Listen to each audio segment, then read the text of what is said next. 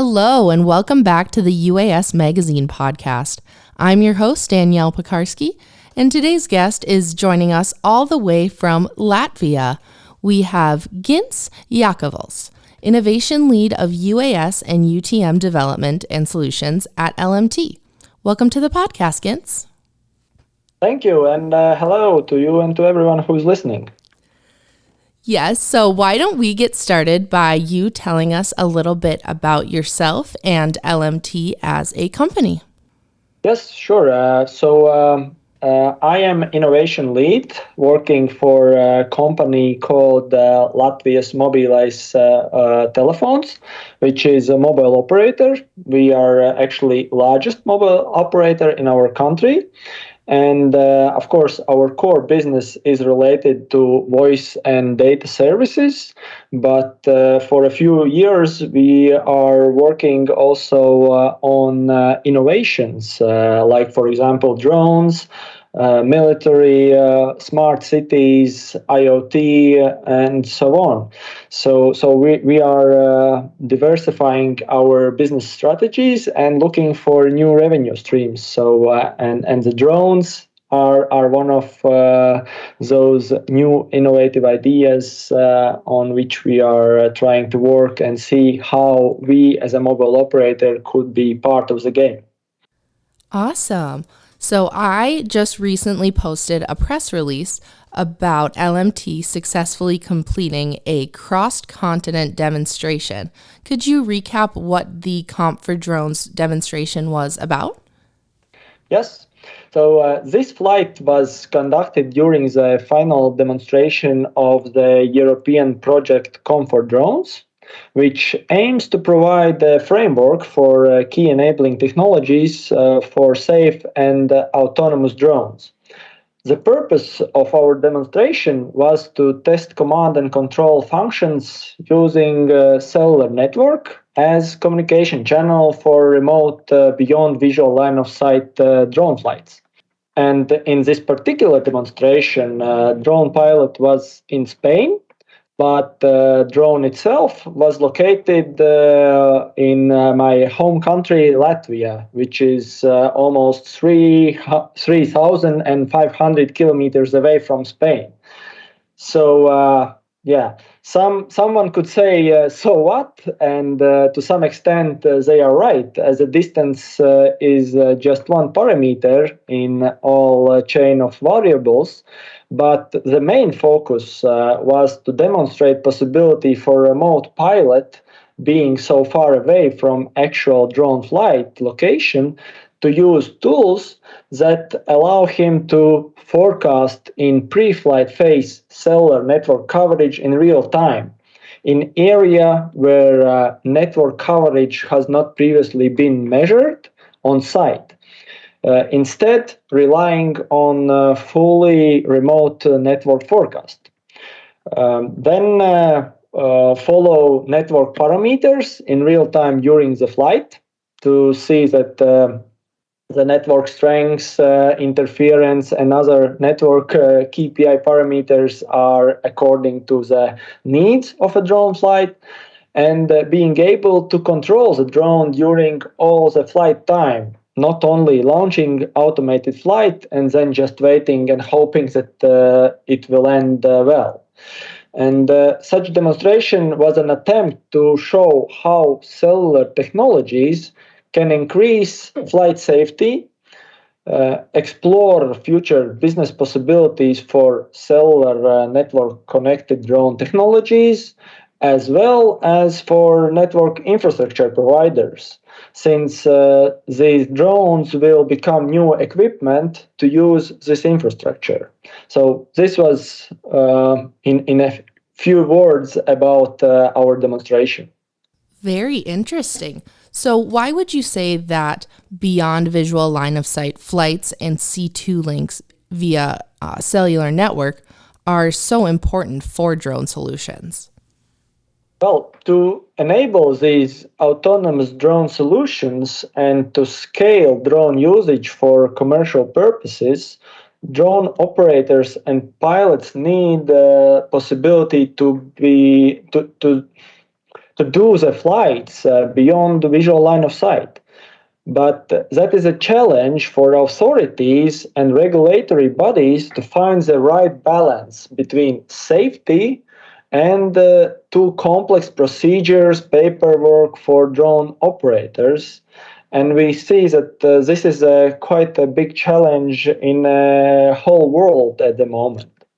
As a mobile operator, we see that cellular network could facilitate and help enable safe BVLOS operations.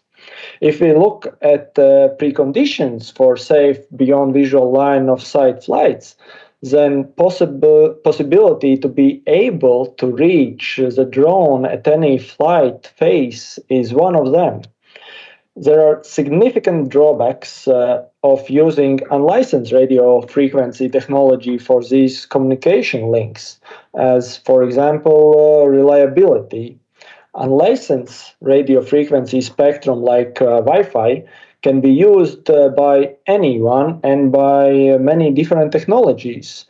Unlicensed radio frequency links can be disrupted by other devices of the spectrum via interference. Like we had several talks with our customers for construction industry, and one of them told that actually they had a problem doing inspection flight of a building in a city environment because they had too much Wi-Fi signal interference from other city environment users. So this is just one of things. Another is performance. Unlicensed radio frequency solutions are limited to the line of sight range. This means that the drones must be within line of sight of a ground antenna, which is commonly placed within line of sight of the pilot, and limiting the range of drone flight significantly. But cellular connected drones are able to use mobile network with its high reliability, existing infrastructure, and wide coverage, which is a benefit. The command and control link over cellular network can allow drone operations over long distances, virtually unlimited connection potential, as we demonstrated in our recent flight where I was mentioning that our pilot was in Spain, but the drone was in Latvia. So if you connect your drone to cellular network, and the limit on how far it can operate will be based on the drone endurance, not its radio frequency connection. So this is why it's very important for BVLOS flights to have this communication and control link via cellular network. Very neat. So, given those factors, how do you see the future role for mobile service providers? Well, for sure, mobile operators will be connectivity providers, but my belief is that we could be more than that. For example, let's imagine that you want to fly this beyond visual line of sight flight from point A to point B. As a mobile operator, we could tell you what would be the best height and route to have a connectivity for command and control link with the drone, or we can let you know what would be the connectivity availability in your own planned route. Or we also could tell where you need to be aware of possibility to lose connection, or what type of connection you could expect in different type of areas and environments. And this is more related to this connectivity part. But in addition to connectivity, mobile operators can provide services like reliable drone identification and tracking information, which is important for enabling BVLOS flights and safe drone integration into common airspace in general. I'm sure you have you are aware of European regulation regarding U-Space, and one of four services, mandatory services that U-Space should have is network remote identification. And that means that all parties who want to operate in this U-Space area will be obliged to have some kind of network remote identification devices on board so that they can tell where they are located, what are their identity, and so on. And according to this regulation, this should be done through the mobile network. Another type of service is information about the people density in certain areas that can help to evaluate ground risks. Because, again, it's very important for drone operators and pilots before the flight to understand the air risks and also the ground risks. And it's one of major things to understand whether during your flight you will be flying over crowds of people or not, because of course nobody wants to harm humans during accidents and so on. So it's very important for us as a drone pilots to understand where people are gathering, and this will allow us to evaluate those ground risks better. Another thing is, for example, meteorological information.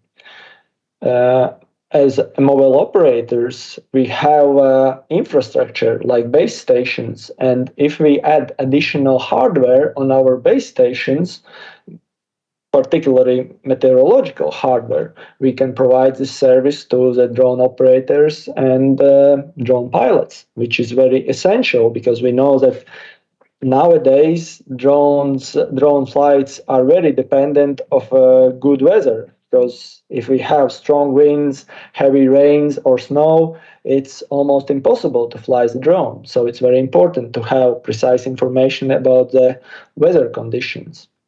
And as the last thing, I could mention that our infrastructure potentially in the future could be used, for example, as vertiports or charging stations.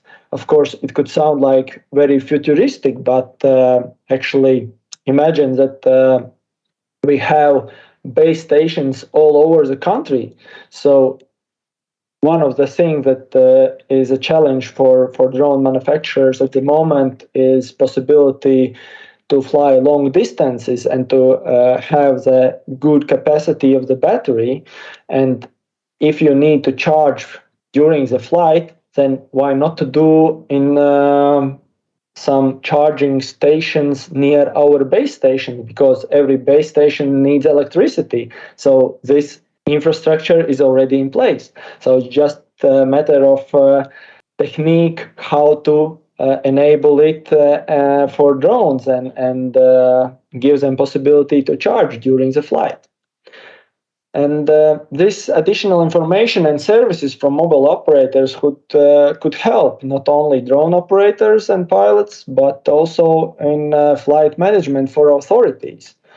We as a mobile operators are in position to deliver these connectivity needs and additional features as cellular network infrastructure already in place.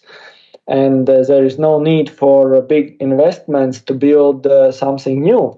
And we could start to use it almost right away. And of course, technologies is evolving, and 5G is the next step towards enabling and scaling drone usage and solutions. So this is how I see mobile service providers and their role in drone industry. Yeah, sounds like a win-win. What would be the main takeaways from your research of cellular network and connectivity availability in the VLL airspace? I can mention that based on our network measurement campaign and gathered data, we see that existing network configuration would be sufficient to serve drone solutions already today. If we look at the number of flights carried out today, which is not very many. We also saw that several network parameters are even better in the air compared to ground, like, for example, network strength. As in the air, there are less or no obstacles that could block the signal.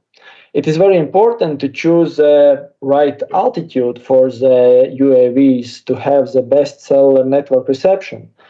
So, based on prediction models and the real tests, it was concluded that the optimal height is just above the obstacle level, trees, houses, and so on, considering safety margin based on UAV type, mission, and flight conditions.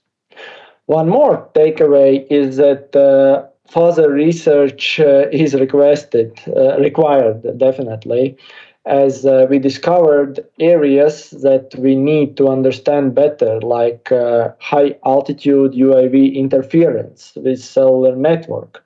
Because at higher altitudes, multiple base stations will have signal reception of the UAV, and therefore it could cause potential interference issues. And as our main customer base is still terrestrial users, we must be very careful with bringing new users as drones to our network that have potential to affect service quality for our long-time users on the ground. I must mention also that there is a lack of requirements from the hardware manufacturers as well as legislation part. Currently, authorities cannot define what is satisfactory level of KPIs that must be achieved to demonstrate safe and reliable flights and leave it to UAV system manufacturers.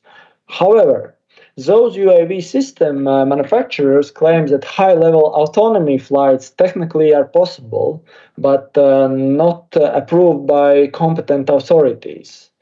Which, with upcoming legislation and industry practices, the situation will be better, and further KPI adjustments can be evaluated. So these are the main takeaways from our research regarding the cellular network at the moment. Very interesting. Well, that was my last question for you. Did you have anything else that you would like to add? Well, I just want to tell that, in my opinion, the future is mobile only. All right. Again, we are joined today by Gints Jakovels, Innovation Lead of UAS and UTM Development and Solutions at LMT. Thank you again, Gints, for joining us on the podcast. Thank you for the invitation. Glad to be here. And thank you to our listeners for tuning in. If you or your company is interested in recording a podcast, please contact UAS Magazine. We hope that you enjoyed this episode and look forward to next time. Until then, thanks again.